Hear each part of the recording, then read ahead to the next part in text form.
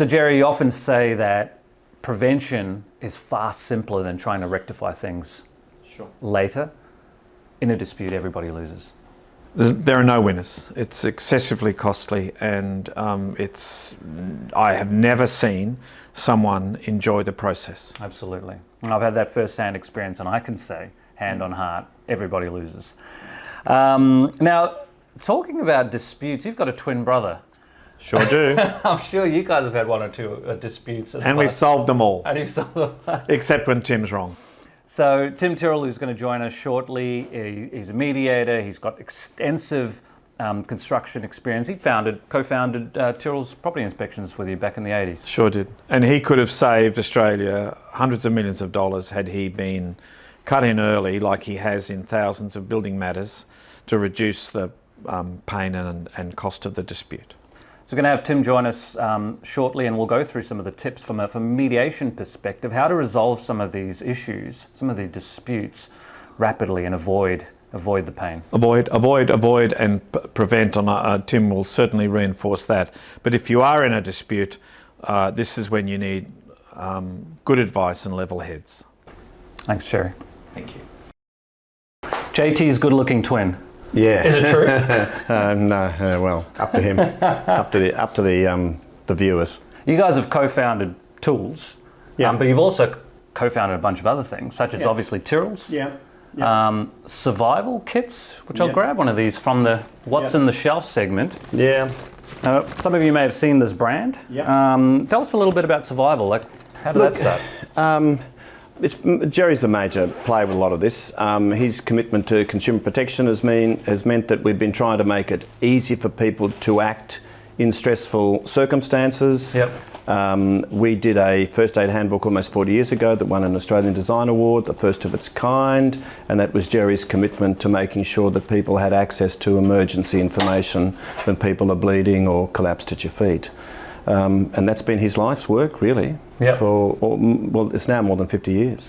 I mean, prior to seeing these kits, and these kits are stunning, not just plugging it, not just saying so, but when I think about... Please buy, everybody. I mean, this is the vehicle kit, and then you've got a home kit for the family, a family kit. When I think about first aid, I just think of a plastic box with a few Band-Aids and a few things in there. No, you can't get them in an emergency. You guys have kind of reimagined what it is to... But I want to stop you because a first aid kit occurs after somebody's been injured. So what we're trying to do is obviously try and avoid people being injured in the first place. And of course, in the building industry, you're trying to stop the defects in the first place. So that's the funny thing. This is after the event. And obviously what we've been trying to do with Tools is to stop needing a first aid kit at any stage. And I know a saying that you like is a fence at the top of the cliff is better than an ambulance. Or a first aid kit at the bottom of the cliff. Absolutely. Best fix is not making a mistake in the first place. So you're a lawyer, a consultant, a tradesman, but also a mediator. I know we're talking about disputes today. I hate that because really building is joy. And I started in 1973 carrying bricks, painting houses, running cable, clipping pipes, laying tiles and doing all those doing roof sheets, you name it, I did it. And at the end of the day, generally I could see some outcome. And then of course, as I went through my law degree and I had many matters, I would finish at the end of the day with very little satisfaction.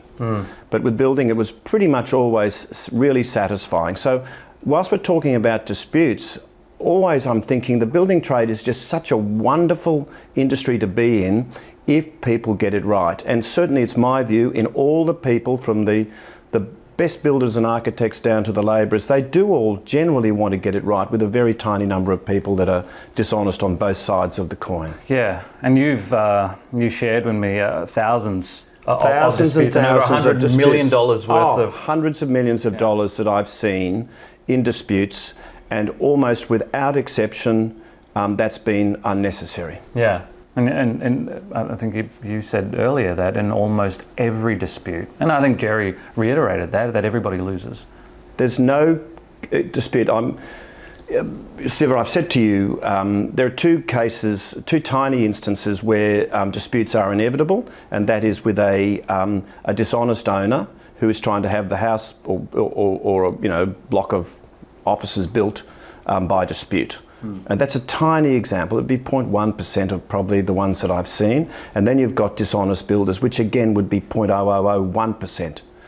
In between, there are people that want to have lovely buildings. They want to build lovely buildings, and the people that are getting the work done, they want to live in these beautiful buildings or work in these beautiful buildings. So in almost all those cases, those people do not want the disputes. And it's such an avoidable problem. But once it's escalated, it's extremely difficult in the current system for it to be resolved with any joy. Yeah. And certainly in my experience, I cannot think of one dispute that did not cause incredible stress, anxiety, worry, just so much anger, despite notwithstanding any of the cost. Forget the cost that's involved, which has often been hundreds and hundreds and thousands above the actual cost of the defects that had to be rectified. Yeah, and with our current method of resolving these disputes, I mean, they're also easy to cause.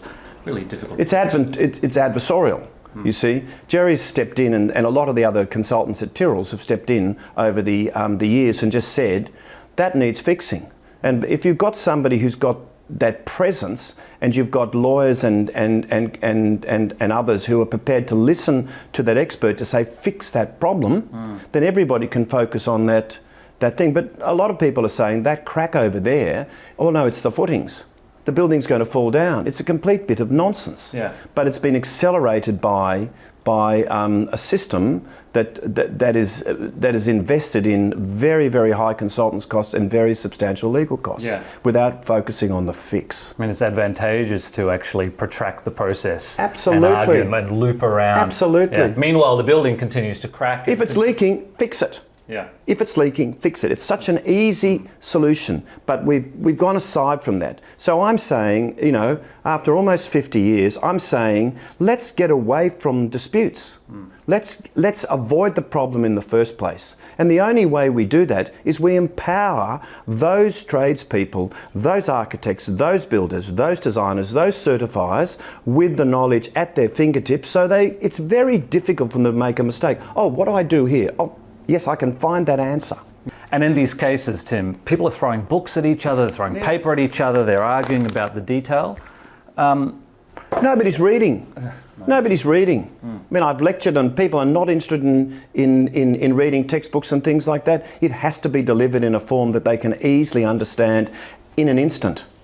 This is this instant gratification of people that actually do want to build good buildings, but they're distracted. Yes, yes. You lectured. What did you lecture in? I lectured in property inspection, so I've got some knowledge of the defect process, and I also know what students are like now. They're significantly distracted by their phones and their whatever it is, their colleagues and everything else, and just wanting to get out. But you know what? When they walk out, they've got the answers at their fingertips now. Yeah. And if you look at modern behaviour, we've all got a phone in our pocket. Absolutely. If you've got a textbook and that knowledge in your pocket as well, it makes Absolutely. life easier. And so that was the catalyst for the development of tools. It's 50 years of, it's almost 100 man years in my view now of trying to create joy. Rather than focusing on the negatives of disputes, it's creating joy, because every single building, when they finish and you give the keys to the client, or you finish that roof attic, or you've done that office refit, and they walk in and they go, wow, it's just phenomenal. Yep. And the only thing is, of course, you always have your defect period and all the other stuff, and there'll be a bit of a wrinkle of this and that, but that's expected, and you tell them. Yep. And they make the list and it's all done, and it's just so lovely.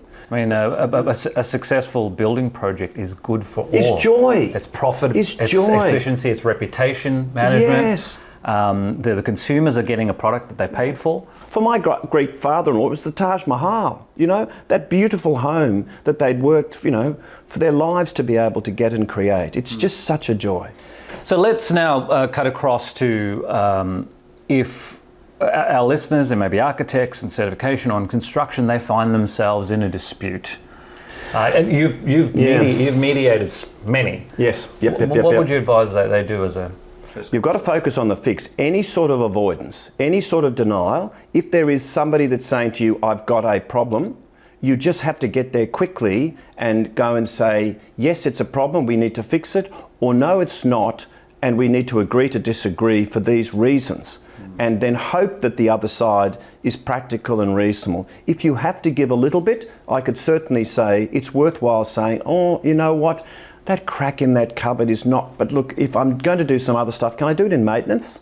You know, can I do it in maintenance, in the maintenance periods when I've got the painter here for something else? Yep. Can I do those sorts of things? They're the sorts of things that I'd be saying immediately, never ever, oh, I'm not going to return that phone call. The disputes I've been in where they've had the phone bill and the owner has highlighted all the phone calls that they've made. Right. And all the builder or the architect had to say, look, I've had these terrible circumstances, my mother's been sick, or whatever was the reason that they didn't return the call. Or you know what, a lot of the time they'd never had a dispute before. They didn't know how to handle it. Rather than getting on the front foot saying, look, I'll see you there tomorrow afternoon. I mean, I understand it as a tradesperson. You get that phone call, you've got that sinking feeling. I mean, the first action might be, look, I just don't want to deal with it. Head in the sand. It's I'm denial. not taking that call. It's denial. And you know, and when you've done a beautiful body of work and a subbie's let you down. You know, you've designed this brilliant building and then the builder's got a subbie there that's done a really crappy bit of detailing for a key part of the building. It's a food chain. Every single person then is all lined up. A lot of the time they're all joined in the action if it gets to court, where all it needed was architect speaks to the builder gets immediately onto that subbie, and he goes down there and says, oh, she goes down there and says, how did we let that happen?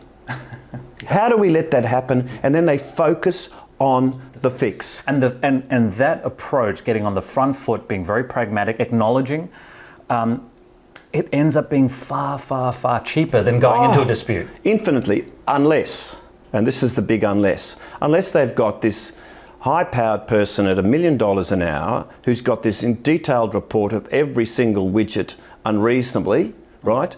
And some things that are reasonable and thrown into this huge grab bag and charge many thousands of dollars for that report.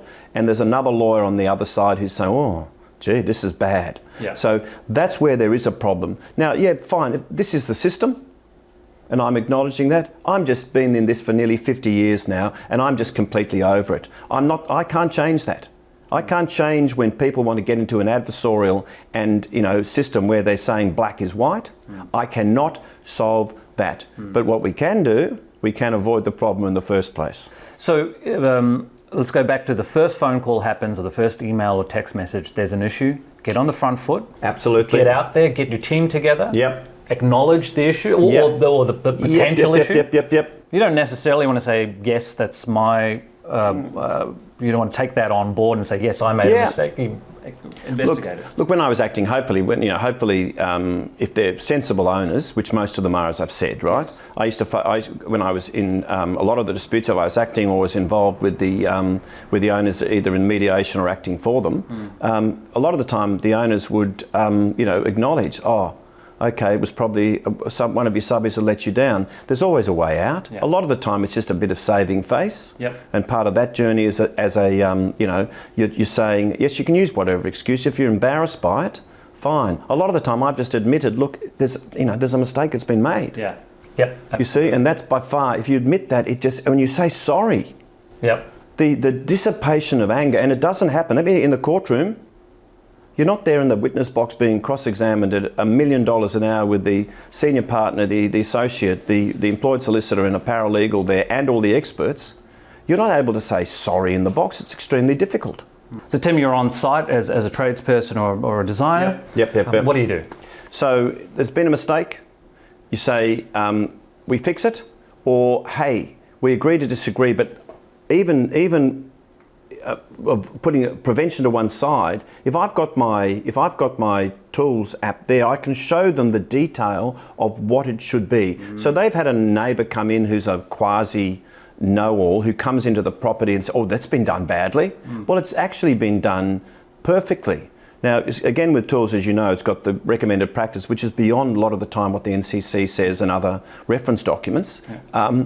But you know, we can show them now. This is how it's done. Oh, I can send that to you, and please discuss that with your advisors. And that's how I would be speaking if I was the builder or the architect. Please discuss it with your advisors, and look, by all means, have them speak to me about that. Yeah. But you know what? That other thing up there, we're going to fix it. And as soon as I get in the car afterwards, I'm going to ring my chippy or my plumber or my roof plumber. I'm going to get those things fixed. And share the detail. I'm going to share the details, right, and say, look, you know, I don't know how this happened, but look, we must get this fixed for you as soon as possible. So that's where that's certainly where I want to be, just focusing on all the time. So I think in, not just doing a blind plug at tools, but having a common understanding of what is compliant, what is best practice, so that everybody can understand. Yep. And then share that with both the owner. I think that's great, you see. I mean, even if nobody's using tools, I'm hoping that people are still taking what I've said here about getting the fix sorted, you see. The train wreck that we call of building defect, because it's $10 basically to buy, a water bar for for the water stop in the bathroom. It's $10. And of course, you'll see in tools that we put a return on there now because it's just a little bit better detail. So the labour's all the same to install that. You get that wrong. With terrazzo, or you've got a marble or whatever inside, and then you've got a very expensive carpet inside, and it leaks, inadvertently. These are thousands, if not 5 figures to rectify that for a $10 water bar fix. That's how simple it is. If you put a fixing up high, you put a gale fixing for whatever obscure reason up high, and you've got to scaffold it to get it fixed because it's corroded. Yeah. It is just an absolutely, completely avoidable nightmare. Anyway, you can see how passionate I am about that. It's such an avoidable thing. Yeah. If it gets to the dispute, I hope everybody's taking focus on the fix. But we lawyers and a lot of the consultants that I see out there are not focused on the fix. Some are, but lots of us are not. Focusing on the arguments. Yeah, they're just focusing on just creating and magnifying a dispute without focusing on the fix. So top 5 tips if our listeners find themselves in a dispute, what's the top 5? Prevent. And if that doesn't work, prevent. It's such a simple thing to do now in this current knowledge base that we've got at our fingertips. Disputes are not easy to fix. Easy to cause, not easy to fix. Absolutely. So prevention is really the only. Almost impossible to fix a lot of the time in the current system now. Yeah. Okay. So that's the thing, and you've got these incredible additional costs. So even if you do go and say, I'll fix that. That $10 water bar is going to be thousands. Yeah. That fixing up there, by the time I get compliant work safe scaffolding, is going to be thousands of dollars for what might have been a $1 more for a triple grip that was 316. Yep. It might have been $1 more, exactly the same labour to put it in there. Yeah. But it's going to be thousands for me to fix it. Knowledge, prevention is the cure. Disputes cause a lot of pain. Absolutely. Tim, you've seen it. Thank you for joining us. Pleasure. Okay. And the joy of building, everybody. I hate the negatives of disputes, but I want to be, in my lifetime, seeing very few disputes because buildings are being built the way every builder, architect and certifier and tradesman wants to see them built, and every owner deserves. Absolutely. That's a dream worth chasing. Absolutely. It's not a dream. We're making it happen. We're making it happen. Thanks for joining us. Thank you. Bye-bye.